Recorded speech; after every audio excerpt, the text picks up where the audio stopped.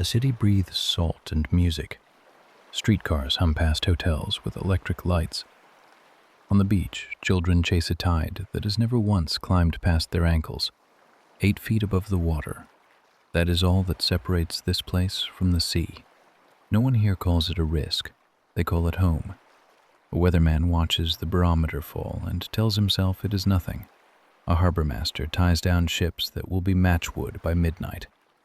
A young telegraph operator sends the last message this island will ever transmit. Then the wire goes dead, and the world outside stops knowing what is happening here at all. The year is 1900. The island is Galveston, Texas, the busiest cotton port in America, richer per capita than New York.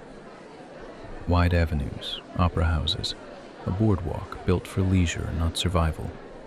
The city's own weather bureau has declared in writing that a hurricane capable of destroying Galveston is an absurd delusion.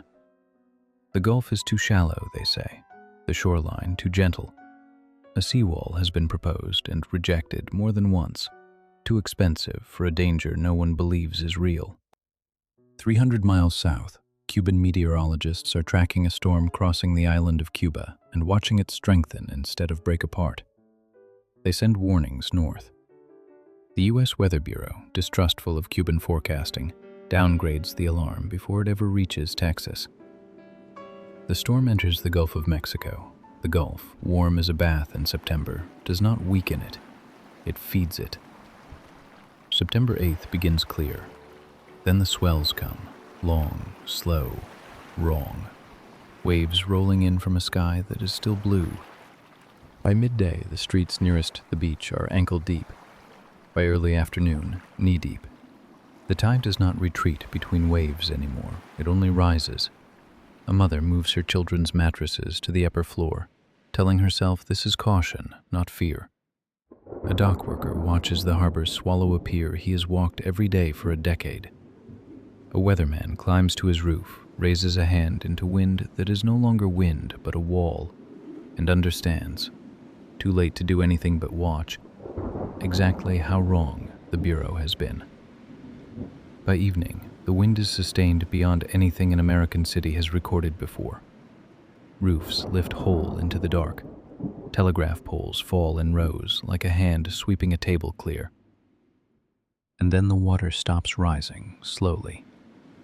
It arrives all at once, a storm surge over 15 feet, indistinguishable in the darkness from the ocean itself, except that it is now moving through the second floor of every house on the island. There is no high ground to flee to. There is no boat that survives the surf. There is only the next floor up, and then the roof, and then nothing.